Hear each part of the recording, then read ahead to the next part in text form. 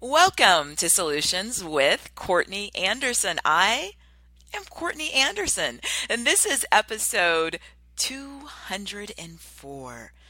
204. 204 episodes we have as of right now of this program, Solutions with Courtney Anderson. And this is a show that's part of one of our long-standing series, and that series is our Myth Warriors series. And our Myth Warriors series is where you and we are donning our battle gear. We are warriors. Notice I said warriors. I didn't say gladiators or any other term. I said warriors. And what are we doing? Well, we are out in the world and we are doing everything that we can to ensure that we are getting accurate information so that we can make awesome decisions and surpass our goals. That sounds simple, right? Garbage in, garbage out. That's the idea that if I don't have good information, then I'm going to make not a good choice. That's pretty accurate, right? So when we look at this series, I do want to underscore how imperative it is that we see ourselves really in a battle. We are warriors. And we are doing everything that we can to poke and prod and test and question ideas and concepts and things that we hear out in the world to begin to understand what's the most accurate understanding that we could use in our lives to be of assistance in making the best choice so that we can surpass our goals, and then also so that then we may be able to go and be of service to other people. And so in this series today, I have a little bit of trepidation about the show today, and let me explain why. Our show issue is the thing that we are aggressively attacking as a myth warrior to ask, is this a myth? Meaning, is it a lie? Is it a falsehood? Is it a fallacy? Or, in the alternative, is it not a myth? If it's not a myth, it may be accurate. In rare instances, it could even be a fact or true. So our topic today is, it's complicated. It's complicated. It's complicated.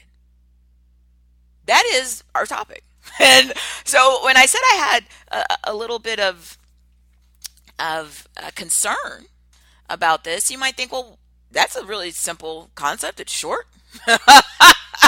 And not all of our show topics and issues are short. This is easy. It's basically a contraction, and it's two words, right? It's complicated. Yet, when we peer underneath and we begin to really think about this, it's not simple. And the interesting thing is, I was working through the show schedule and putting the show on the calendar. The sort of initial reaction that I have, and I think a lot of people have in popular culture, is that people use this phrase, it's complicated, in social media and in, our real life. And the idea is often when we're talking about like a relationship, a personal relationship, especially a potentially romantic relationship, that you get this idea of, are you in a relationship? And some people would say, well, yes, I am in a relationship. I'm in a committed relationship, and I've got an agreement from the other party that they're in the relationship, just like I am in the relationship, and we got a meeting of the minds, as they say as lawyers, okay? Or you could ask somebody, are you in a relationship? And they'd say, no, nope, not me, I'm not in a relationship, Now, sometimes when someone says no, what they mean is, from their perspective, the answer is no, they're not in a relationship. But it doesn't necessarily always mean that the other people in their lives feel the same way. So you may have one person who says, are you in a relationship? And they say, absolutely not. No, no, not me. I am single and ready to mingle. No relationships here. And on the other side of that equation, you may inquire and ask another person in that person's personal life, hey, are you in a relationship with that person who just told me that they're single? And that person may say, I am in a relationship. And I believe, in a very simplified manner, that this is some of what's led to this phrase, it's complicated. So I'd ask you, are you in a relationship? You don't say yes. You don't say no. You say, it's complicated. It's complicated. And my interpretation of that is, maybe. Right? Which makes sense, right? So just like Goldilocks, right? If it's not too hot and it's not too cold, maybe it's in the middle.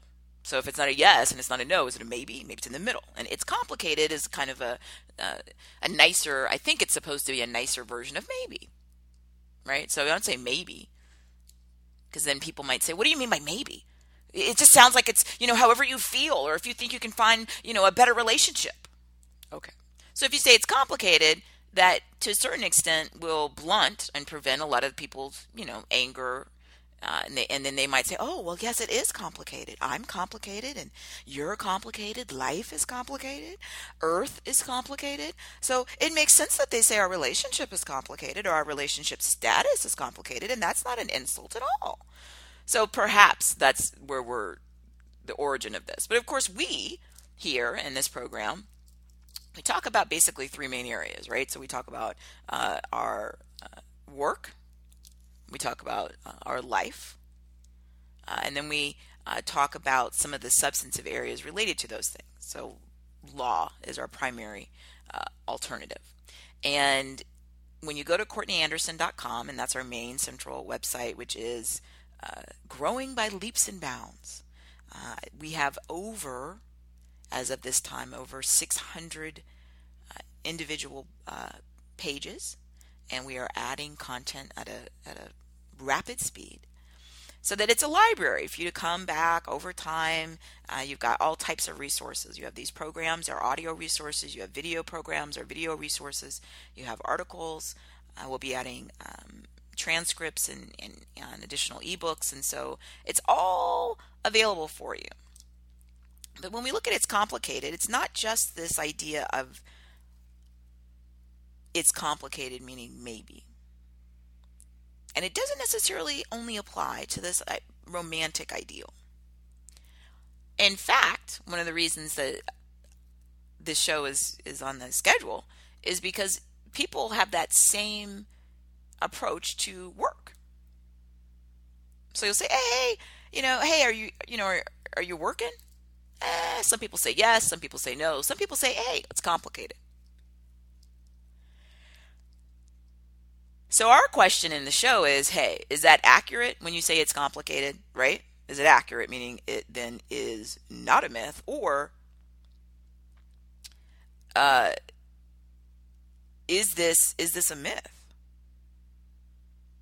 Right? When people say, hey, it's complicated, is that a lie?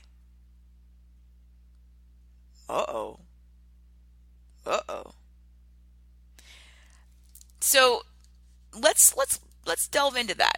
And like I said, I have a lot. I said I had some trepidation before we started the show, and I'm telling you why. Okay, so we go back to the idea, and let's say that we're doing the work thing, right? And so I'm a manager or a supervisor, and I'm thinking about my team, and I might ask someone, how do you feel, about your future with the organization?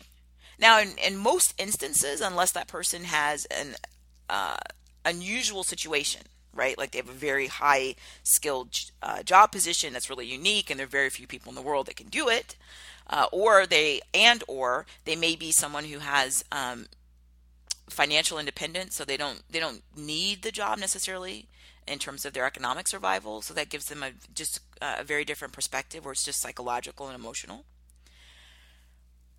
Those types of situations where someone has a very unique skill set and or they don't, quote, need the job. They want the job, but they don't need it, right? That tends to result sometimes in a little bit more candor, where if you ask people in those situations, hey, how do you feel about the organization? What do you think about your future with your organization? They'll be usually very honest. And they'll say, oh, I think it's a bright future. I plan to stay here for the foreseeable future, or I plan to be with this organization until I'm, no longer alive, right? Like I'm all the way with this organization. People will tell you that. Or on the alternative, they may say, I don't see a future with this. In fact, I was sitting here right before you asked that question, contemplating walking out, right? I don't even know if I'm going to last another 10 seconds here. And like I said, if somebody has a very unique skill set where they're in demand and they have more options, and they're aware of their options, then they may be more likely to tell you if that's really how they feel, and or if someone is just at a job for psychological or emotional reasons. That may, not always, but it may give them an opportunity to just be more honest and say, yeah, no, I'm leaving, in an hour. I don't like it anymore. And since they don't, quote, have to be there, and emotionally and psychologically they don't feel they have to be there, then they won't. Now, again, the majority of people are not in those situations, so the majority of people are going to tell you what you want to hear if you ask them, what's our relationship status with this job? They're going to tell you basically what you ideally want to believe, which is, I love it here. This is the best place in the universe. I would never want to be anywhere else for work. Now, they'll tell you that because they're most people who either need a job or think they need a job. Well, then they're not going to shoot themselves in the foot and tell you that they don't want it at all and that they think it's a horrible place. So when we look at the concept of it's complicated, right? And we're asking ourselves, is that true? When somebody says, hey, it's complicated about my job, it's complicated about my romantic relationship, it's complicated. Is that accurate? Is it true? Or is it a myth? Is it a lie? And here's where, again, my concern came from. I'm going to just say right now, my individual analysis at this juncture. My analysis is that this is a myth. Now, I know. I said earlier that when we look at this and we say, oh, well, are you in this or are you out? Right? Are you staying or are you going? And someone says, it's complicated. I said earlier that might be a euphemism, right? It sounds better than just saying, maybe. Maybe I love this employer. Maybe I'll stay with this organization. Maybe I'll be in this romantic relationship. Maybe not. Because that opens up a whole bunch of feelings again on the other side where someone's going to say, what do you mean maybe? What do you mean maybe? You're not committed to me? You don't care about the organization? Is it just, whichever way the wind blows, however you're feeling? Are you looking for something better? Are you out there, putting your resume online? Are you secretly applying for jobs behind my back? Right? And all that starts. So it's easier often to just say, oh, it's complicated, than to open up Pandora's box of and pain and anger potentially of people. Oh, well, if you don't want to stay, if you can't even say that you're that you're in this relationship, that you're in this career. Okay. I understand, as I said earlier, some of why this is a popular phrase. It's easier. It prevents, or at least it mitigates a lot of the arguments people would have with me if I said maybe. Or if I said something like, if you asked me, hey, how do you feel about this organization? And I said, well, it really depends on the traffic. Some days when the traffic isn't bad, I'm fine. Other days when the traffic's bad, I think about turning around in my car or my bicycle and just going right back to where I live. So that may be more accurate. That may be actually how that person is making decisions. But I don't want to hear that often, right? Because I want to believe I'm more important than that. I want to believe that if it's a romantic relationship or if it's a job, that I matter more than that. That it's not just some sort of, well, I'm feeling like it today. So yeah, I'm here. Will I be feeling like it tomorrow or later today? I don't know. It could be the weather. It could be a commute. It could be I see something that looks better. And I think one of the things that's interesting about, the term in sort of the popular culture is as the internet technology, which goodness gracious, I've openly shared that I love and adore because it's provided me the opportunity to have this program, to talk to you, to communicate with community members like yourself all over the world. Just today when I was going through the data and I'm seeing so many wonderful parts of the world. Hello, Ecuador, and new listeners and people from different locations around the world joining our program, that makes me ecstatically happy. I'm really happy. So I love the internet. But it does, though, the same way it allows us to share information and to access more of the world, it also allows us to share information and access more of the world. So it might have been that historically I might have been in a job and thought, you know what? Maybe I'm not in love with it. Maybe I don't wake up every second of every morning or, ready, jumping up and down with happiness to go to this place, but it's okay. I'm not complaining.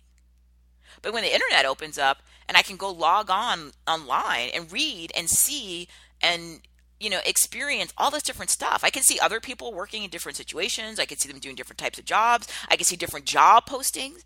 I can watch video and be part of experiences where people seem to have a different level of excitement and passion and joy. And it does then reflect differently. If I didn't know all that was going on, right, then I might have been a little bit more satisfied with what I had. But once you open up all those options, I may spend a lot of time looking around thinking, hey, this is okay. I'm not miserable. But there may be something much better, more exciting or more challenging or whatever. And it's somewhat similar, not exactly, but somewhat similar in our personal lives, right? So I might have been in a relationship before. And again, I might have looked around in my geographic area that I know and thought, hey, this is all right. Compared, I know people around here. My relationship seems, fine. Or maybe even, not as bad as some other people's, right? But then when you go and you open up the world of all this data, and as the technologies continue to improve, right? It's real time. I can see all kinds of things. And it opens up all types of questions. I might read something on social media and see, and I might have been thinking, yeah, my life's all right. And then I might read somebody else's postings on social media and look at what they said their relationship is like, and I might feel worse.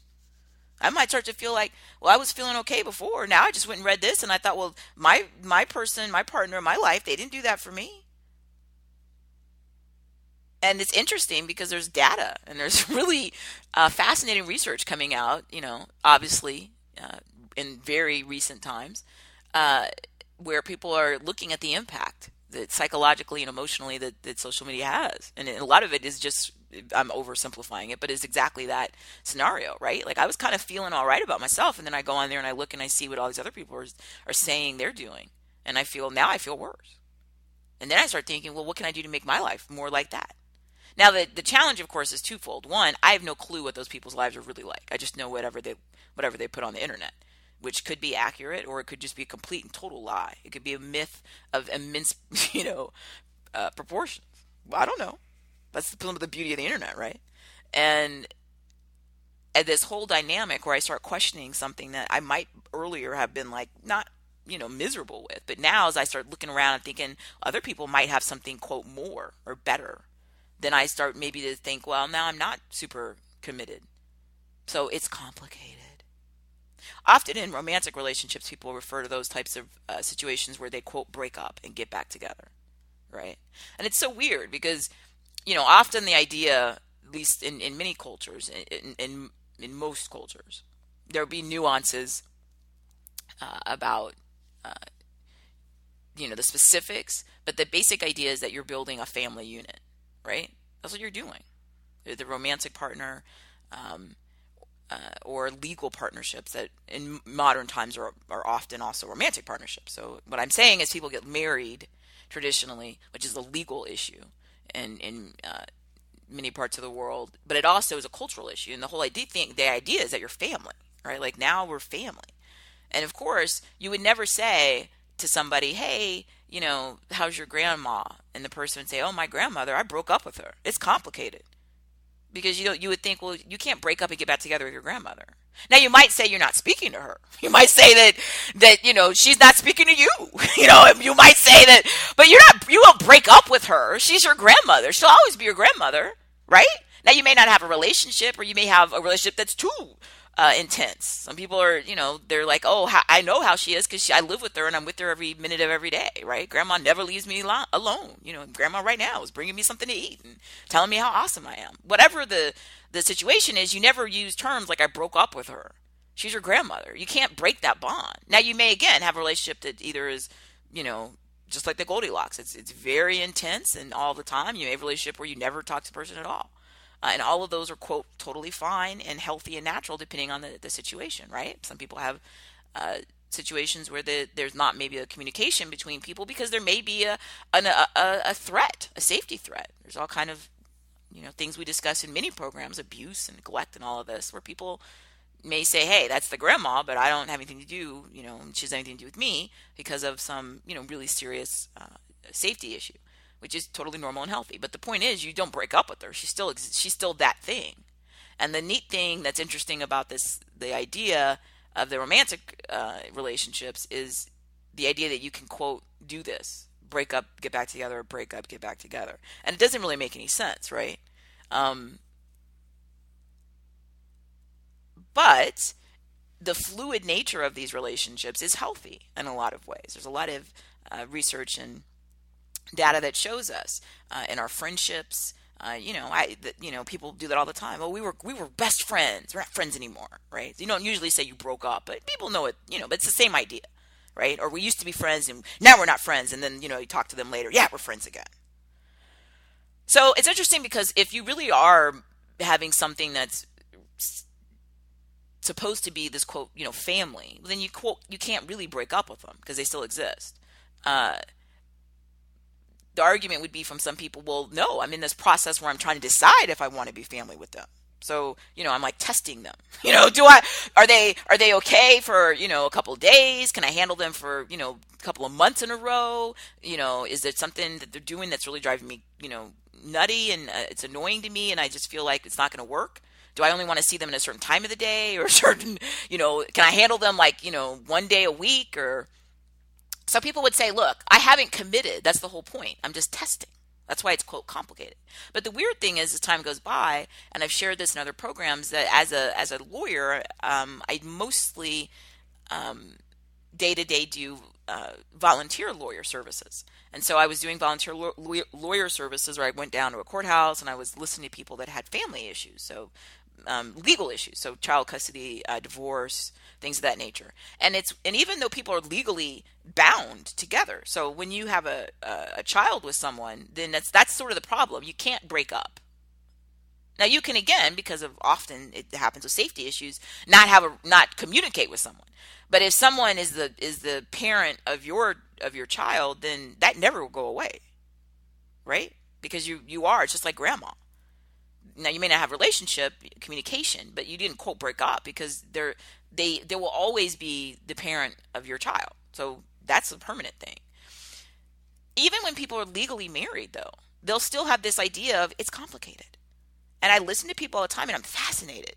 One, they have really interesting legal questions, but it's also just emotionally, which is what we're talking about here, not the legal part, where someone is basically saying, even if I legally married someone, it's still, quote, complicated. They're still not committed, right? Even if they've had children, multiple children with someone, still complicated, not really sure committed.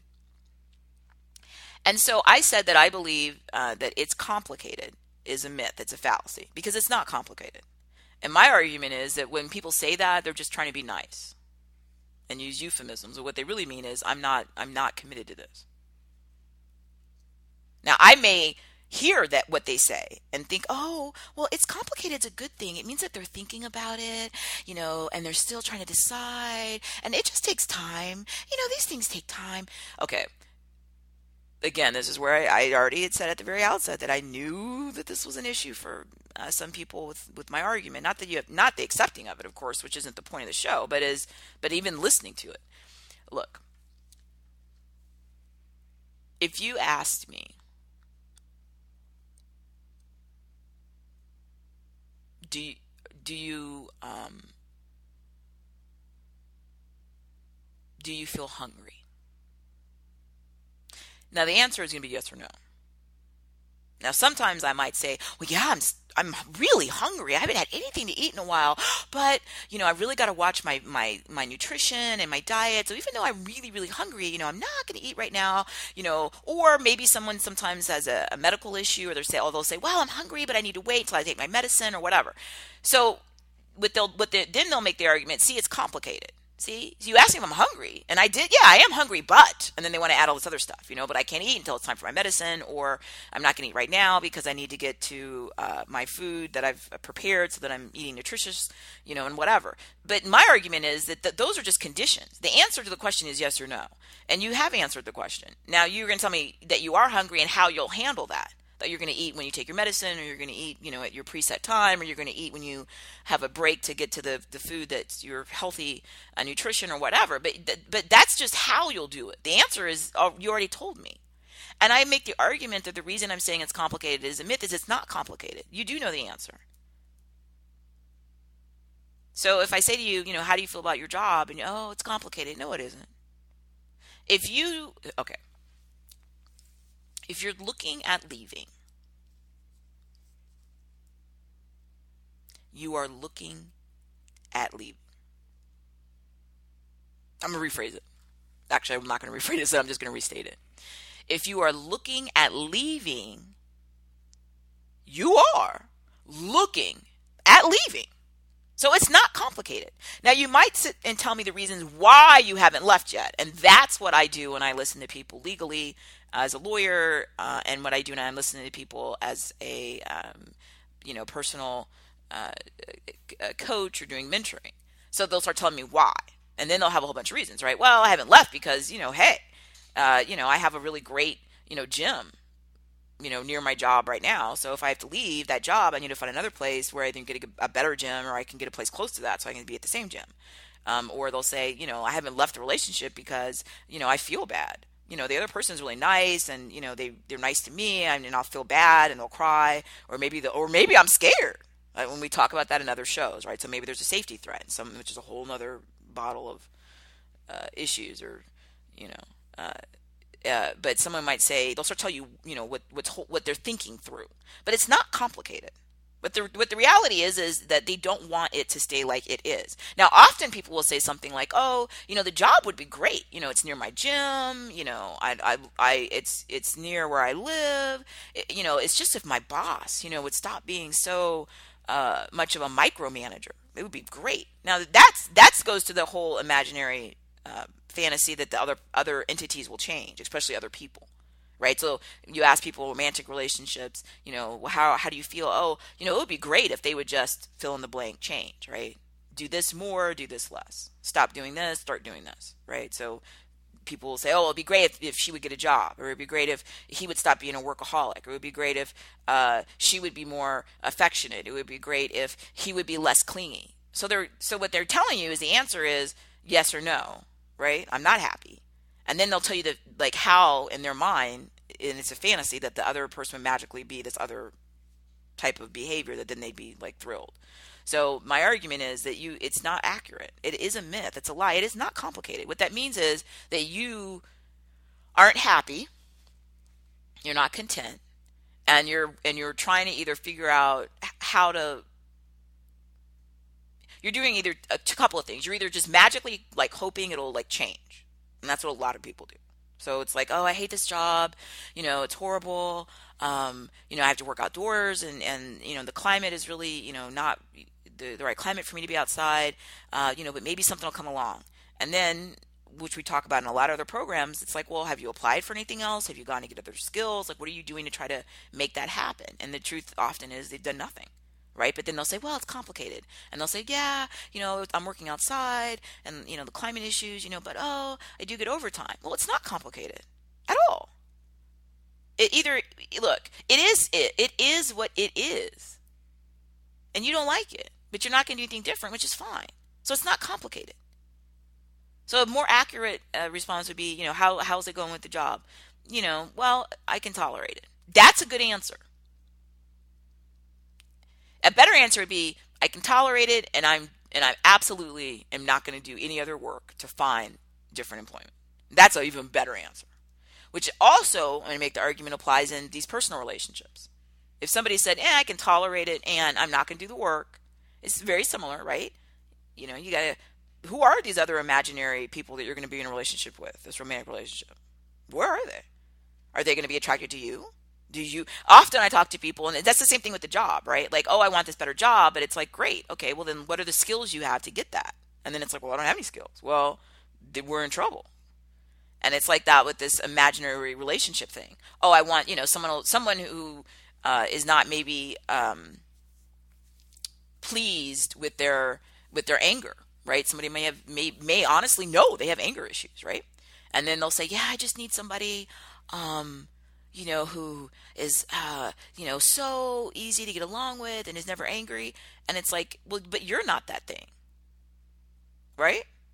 So if you found somebody who did have all those qualities, right? Oh, they're wonderful and even tempered, and then you want to be in some sort of relationship with them just as you are. That's not even logical. Why would they tolerate that?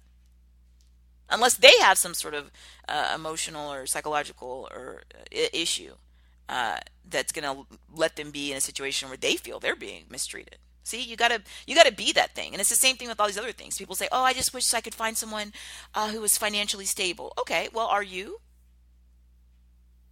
And the reality is, if that person was financially stable, when I asked that question, I already know that if they were, they wouldn't even be having this discussion with me.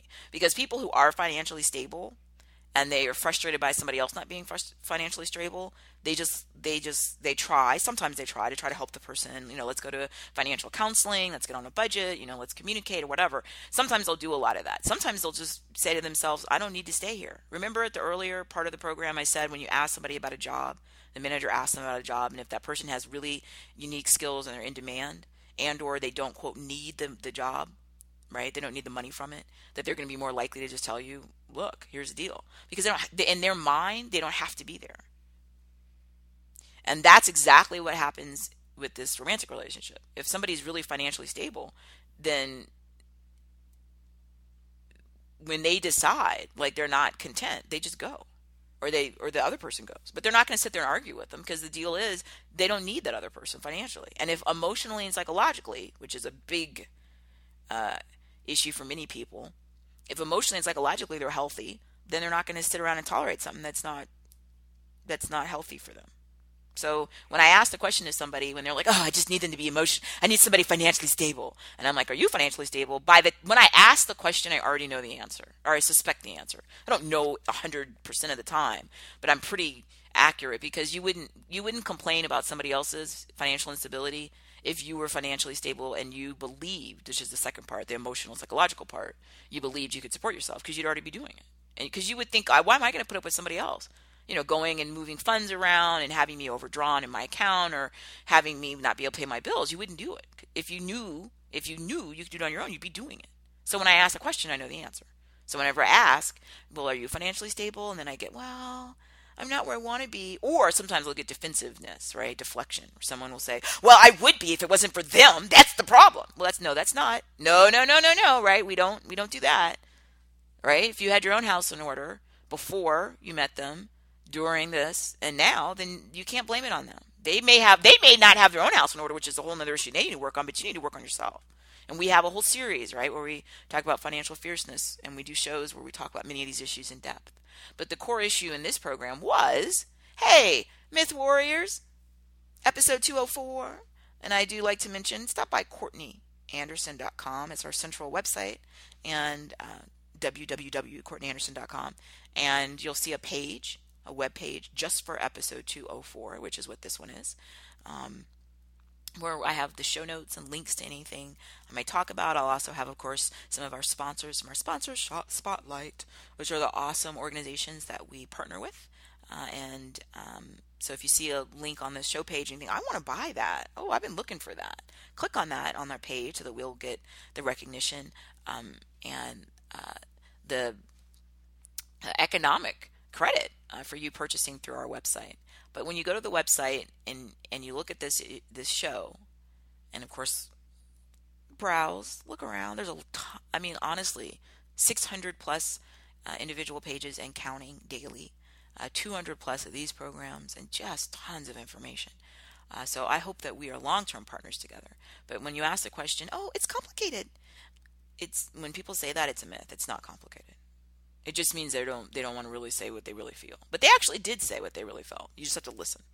So when they say it's complicated, it doesn't mean, "Oh, well, maybe they just don't want to get hurt," or, "These things take time," or, "If I was just a better manager, they'd be happy." Stop all that. It's on them. They have to decide. It's, there's nothing you and I can do.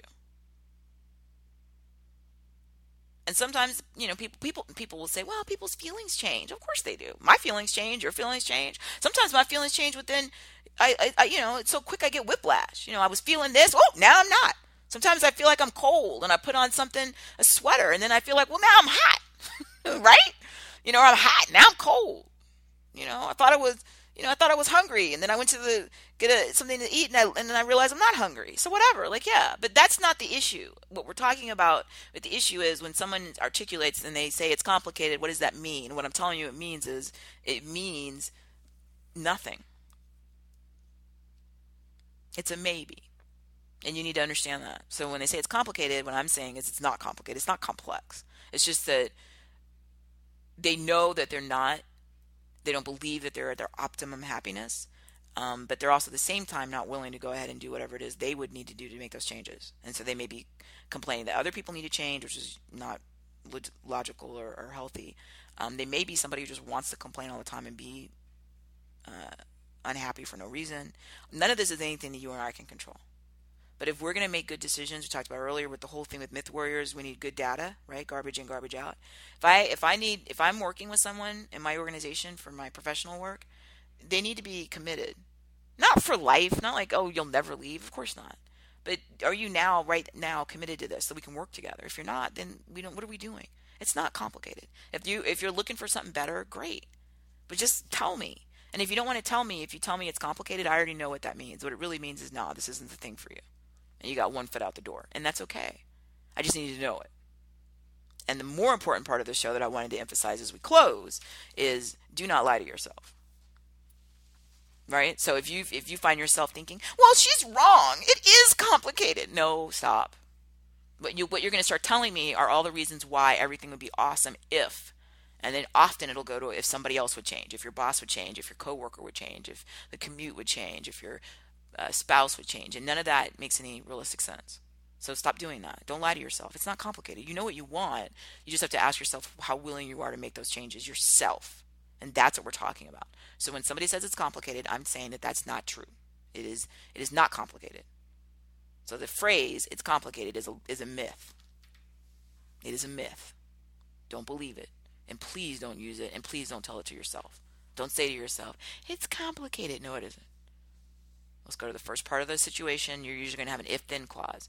Give me the answer, your original analysis, and then you start telling me all the reasons if, or conditions if, then you would feel better. And then we'll start working through those. But the truth is, you actually know what the answer is.